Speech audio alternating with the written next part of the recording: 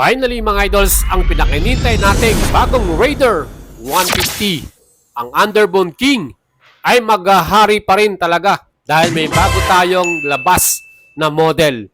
Yes mga idol, ito na yung pinaka-biggest update na inaabangan ng lahat para dito sa model na to.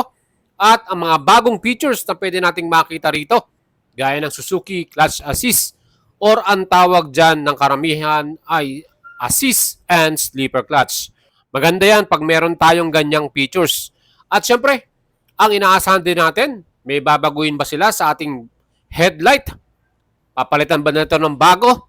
At nakita nga natin na medyo pinaganda nila at mas naging moderno pa ang ating bagong model na to. At ito na, pinagbigyan na rin tayo ng Suzuki sa request na lagyan nila ng matinding braking system to. Gaya ng inaasahan natin, anti-lock braking system. So ito ba ay magkakaroon? At syempre, asahan na natin yan sa paparating na bagong modelo. Makipagsabayan na yan sa lahat ng mga underbone model dito sa Pilipinas.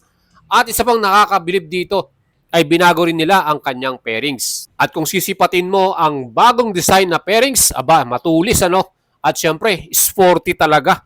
Yan po ang kagandahan dyan. Plus, ang matindi dyan, ang bagong TFT modern display. Ayan mga idol, magiging katulad din yan ng bagong labas na Access Ride Connect version.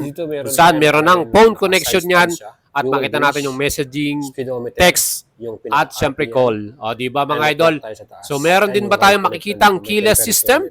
Aba, napakalupit pag naging ganyan yung ating bagong Raider. At syempre, bagong mga colorway or kulay. So nakita naman po ninyo, magiging malaki din ang pagbabago sa presyo nito. Siyempre, dinagdagan mo ng mga matinding features gaya ng sleeper clutch, ABS, keyless, USB charger. Ano pang inaantay mo dyan? Magko-comment ka pa ba na walang kwenta tong ating vlog today? Ay sigurado ako, mag-iipon ka na at mag-aabang ka na para sa release nito na bagong Raider 150. Ano bang bagong pangalan niyan?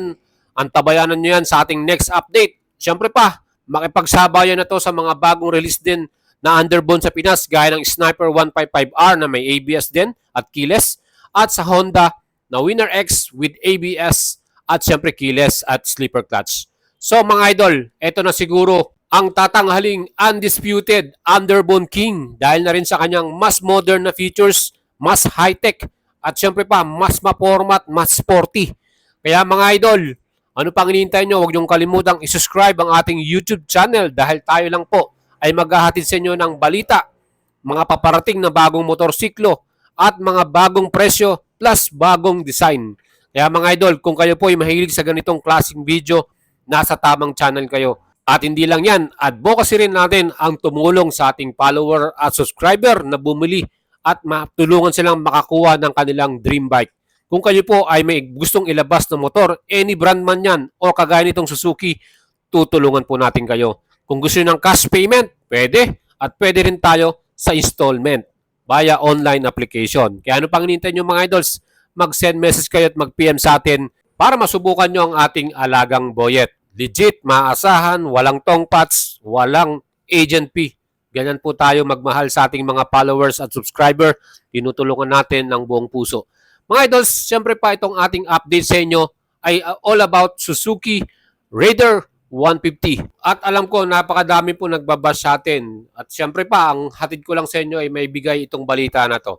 Siyempre, alam ko magiging masaya kayo sa huli. Dahil ang ating Raider R150, ang old model na may presyo ng 121,900, yan po ay last na. Kumbaga, hindi na kayo makakabili ulit yan dahil magpe-phase out na yan. Dahil meron na tayong bagong model. Hindi na po siya tatawaging fuel injection dahil may bago na siyang pangalan. At syempre, bagong design, bagong pairings, bagong features. Yan po yung mga titingnan natin. Kung napapansin nyo po, dun sa ating pinakaibabaw ng pairings, so parang meron siyang dagdag na patulis sa ibabaw. Patulis siya. So bagong aesthetic style yan. At makikita nyo yung kanyang decals, hindi ganun kapuno. O kung baga, mas kokonti na versus dito sa ating old model na puro decals, no? Eto, kakonti lang yung decals niya, mga idol. Tingnan niyo yung pinakaibabaw niya. So, meron siyang parang paangat na konti, no? At yan, mga idol, meron din tayong aasahan na yan po ay mabibili mo na ngayong first week of November. So, siyempre, abangan nyo po ang mga teaser video at siyempre mga post ng Suzuki Motorcycle Philippines dyan. Yan po ay ating balita sa inyo. Sabi nga sa atin ng ating bubwit, sure na yan, 100%, 200%, makukuha at mabibili mo na itong bagong model na Raider 150. So, hindi na po siya tatawaging Raider 150 fuel injection, kundi ibang pangalan na. So yan mga idols, stay tuned sa ating channel at bibigyan natin sa inyo ang lahat ng detalye na yan. At ang pinaka-inaabangan ko talaga dito, itong mayroon siyang anti-lock braking system. Sa front lang magkakaroon ng ABS. Same din ng mga Winner X at Sniper, puro front lang sila. Single channel lang po yan. At malaking improvement din kung meron na tayong sleeper clutch dahil mas maganda. Lalo na pagka nagda-downshift ka, yung dragging, yan mga idols, hindi ka susubsob pagka nagpalit ka ng inyong clutch. Dahil yan po, mas magaan na rin ang ating pinaka-lever. So yan po yung kagandahan na meron kang sleeper clutch or tatawag ng Suzuki dyan is clutch assist. O di ba mga idols, antindi. Ang mga color na nakita natin na bago at sabi nga ng ating white, insider, blue, or may red, at black. So yan po yung mga bagong colorway na makikita natin dito. At syempre yung ating inaantay, new TFT panel. Pareho nung ating bagong Access Ride Connect version. Kung saan ito na po ay naka full color TFT display. Ganyan-ganyan po ang itsura niya.